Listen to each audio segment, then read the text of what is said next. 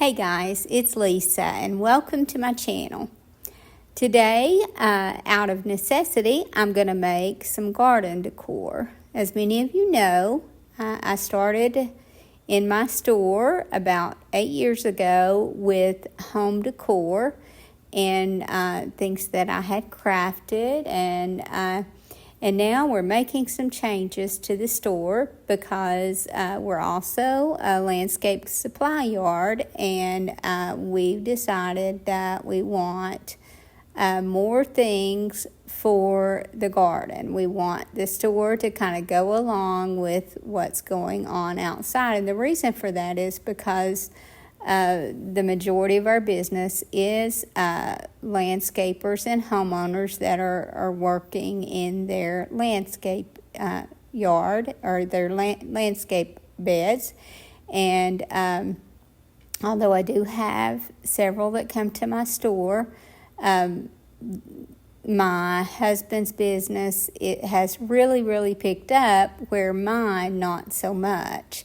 So it just makes more sense to gear it toward that. And it works for me because it just gives me some different items to craft. And I love making garden decor, and I can also do porch decor or things that you could put in your sunroom. So it still opens it up for me to do lots of different projects. So, but because I sold out all of my home decor, I'm starting fresh, and I'm only going to have a couple of booths versus the whole store. So, but still, when I'm starting with nothing, I have to really get busy trying to fill those areas up. So, I'm just going to try to do a lot and do a lot quickly. And one of the things that I'm going to need is signs. So I had these little signs that I wanted to make over and give a better look so that they'll go in that area. And I'm just going to paint both of them in the color buttercream. And I end up having to put 2 coats on both of these. And then once they're covered well, I'm going to do some stenciling on them.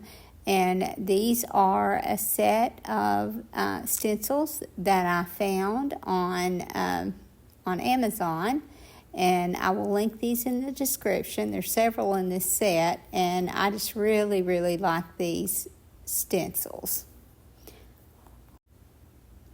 Now, this little sign was a very easy one to do. It didn't take very long at all, and I like to do that when I'm in a hurry to get some things in. Is just work on some projects that are very simple, and these stencils make it very easy. Now, I'm stenciling with the Stays On ink here in the color olive green, and the brushes that I'm using are actually makeup brushes, but they work perfectly when you're stenciling with ink. And I will link both of these in the description in case you're interested in trying them.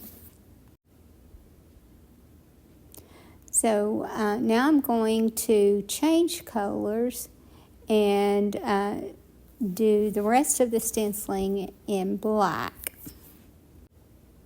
And then once I get this stencil on and I'm happy with it, then I took my little finger stander and did some distressing on the board and finished this off with some gator hide, and that's just a clear coat that makes these items a little more weatherproof.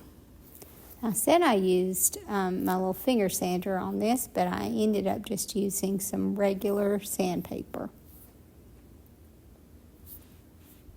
And I like it that this little sign has the individual boards put together, because that gives me some extra little edges that I can sand and get a more distressed look.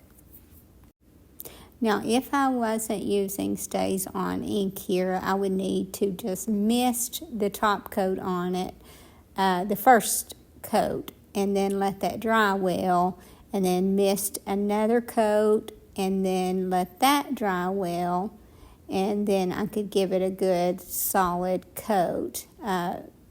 But the StazOn, if you let it dry enough, then it doesn't have that issue. Now for the next sign, I stenciled the word garden on it, and I just did this with some separate letters that I had. I did that also in the color olive green. And then I took some chalk paint in the color ivy, English ivy actually, and just kind of sponged it around the outside. But after I did it, I just didn't feel like, I felt like it had too much green, and ended up changing the color of the letters to black. And then I took this transfer from Dixie Belle called Magnolia Garden. I think it's Magnolia Garden, and just kind of added some of these randomly on the sign. And I like that so much better, except that at that point I felt like the lettering was too harsh. So this is one of those projects that cost me some time, and I could have saved a lot of time if I had did what I ended up doing in the first place. But that just happens to us sometimes, and we just have to make it work. I have been known to get so aggravated with a project that I just throw it in the trash. And although I came close on this one, I powered through and made it work. So I did like these transfers a lot, but I ended up painting over the word garden and adding another stencil. And I mentioned before that neither of these stencils fit right, so I decided to just kind of work with the placement myself. So I stenciled the word flowers where I wanted it, and then I just added the other words in where I felt like they looked right. And that's the good thing about stencils. You can do that and make your stencils have a lot more use, and also create a look that isn't something that someone else would duplicate. I don't know why I didn't think about this in the first place, but I finally got there, and I ended up liking how it turned out.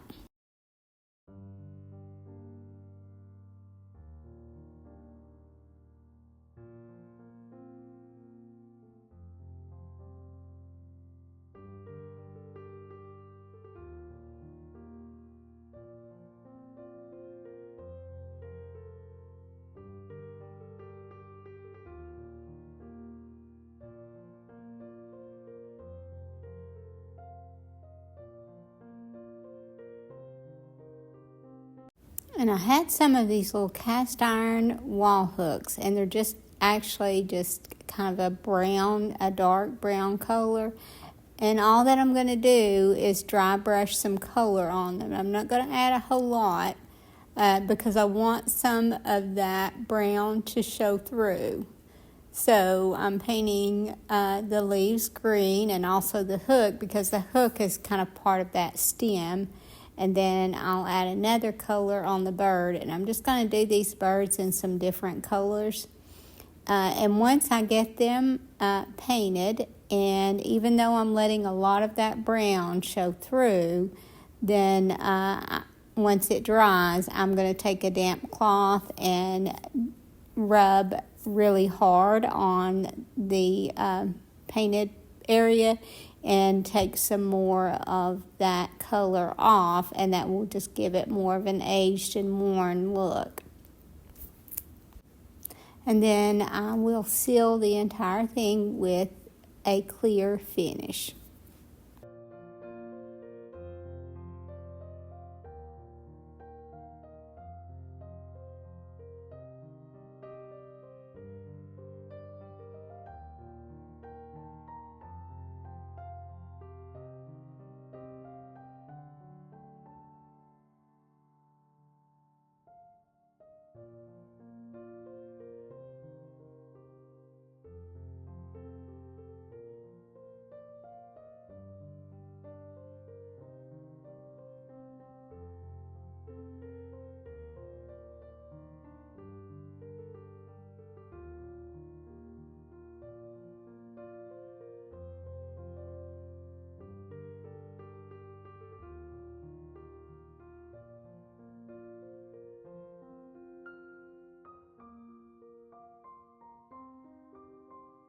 And then I had this little chair that my friend Gina gave me, and I want to, actually she had given me a few of these, and I was going to paint them to go with the table, but now that I am going with a new style of decor in the store, I thought that these would be really cute to turn into little plant stands.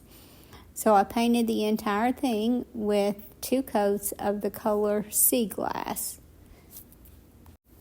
And I absolutely loved how this color looked on here. But then I decided that I wanted to add another stencil to this. So I decided to paint just the top only of the seat in the color Buttercream. And I did have to do 2 coats on this. But this stencil here, I felt like fit perfectly on here and just looked like it belonged here. So I did this one in the color olive green and also in the color black as well. Sometimes it's hard when you're using a couple of different colors on a stencil to decide which line is what color. But as a general rule, I just like to kind of make sure that it's somewhat balanced in color.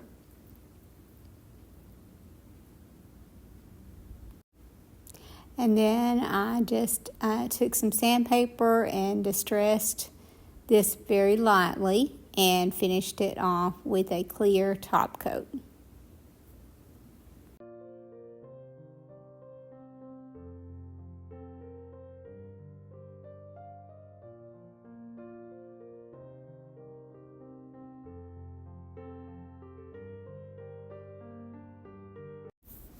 Now, if you saw my last video, you saw that I did a couple of these buckets to look more like galvanized metal.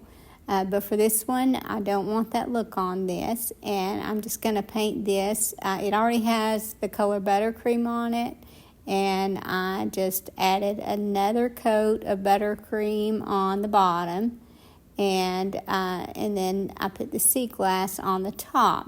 And there's a little area, as you can see there on the inside where it's painted, that it has a very clear place to stop and not have to paint the inside of the bucket. So I painted that also in the color Sea Glass. Now, if you guys will be patient with me, and I appreciate that you have been, I am very, very busy right now trying to make all the changes at the store. And once I get that caught up and I get my little areas changed over, then I'm going to have a lot more time to work on my YouTube channel, in which case I'm hoping that I'll be able to get back to doing a couple of videos a week. And I'm hoping that I have more time to do some of the voicing as I'm doing the project instead of having to go back and voice over again. But that takes me being able to be at home by myself during the day some, and that just hasn't been able to happen so much lately. So I do hope to do more of that because I enjoyed the video that I did like that, and I think it's just easier to talk through it that way. But again, if you'll just be patient with me, I hope that there'll be some more positive changes because of the transition that I'm making.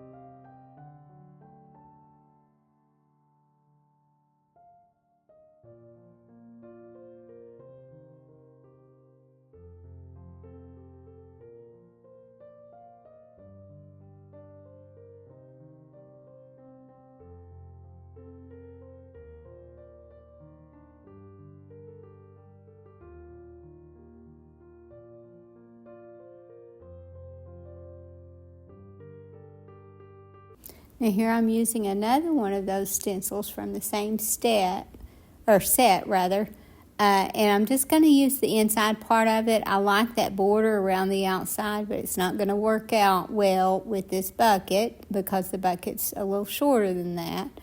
And because it is a bucket, it probably doesn't need to have those pronounced edges since the back won't have that, if that makes sense. But I'm going to do this one in the same colors, and then I will distress this one. Now I'm not able to sand this one, so I ended up having to just take a black permanent marker and kind of draw my distressing on, and then I finished this off with a clear finish. And because I used that permanent ink, I didn't want to brush the clear coat on this one. I just wanted to do the process that I talked about, where I just mist a coat on and let that dry and mist another coat on before I give it a full coat of clear finish.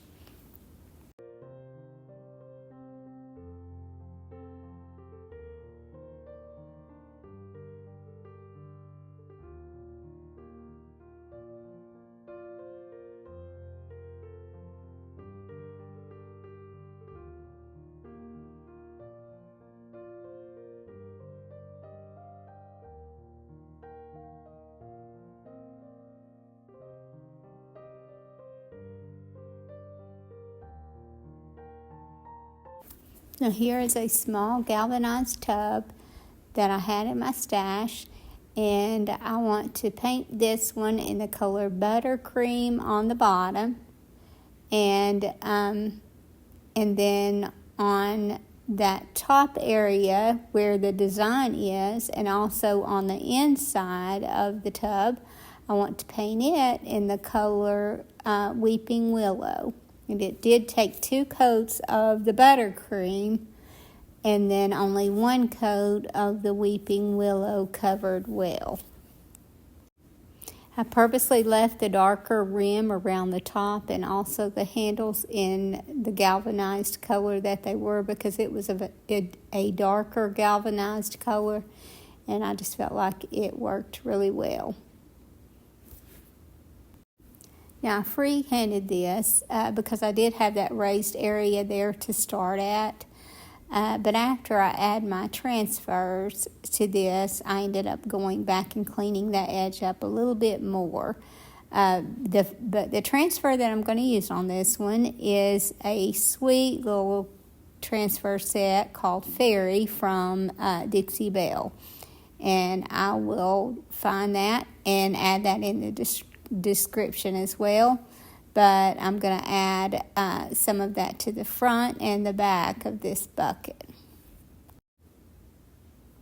And then once I put the stencil or the transfer on it, then I added a little bit from another one of the stencils to it also.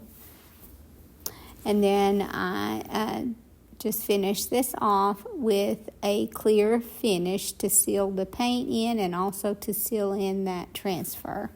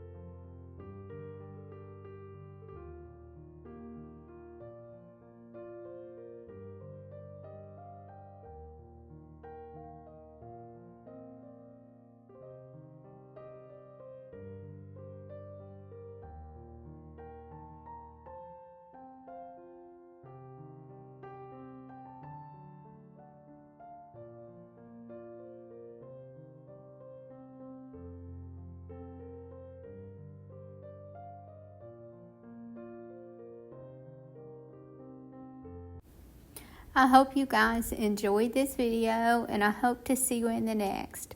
Thank you so much for watching. Have a great evening, and God bless you and your family.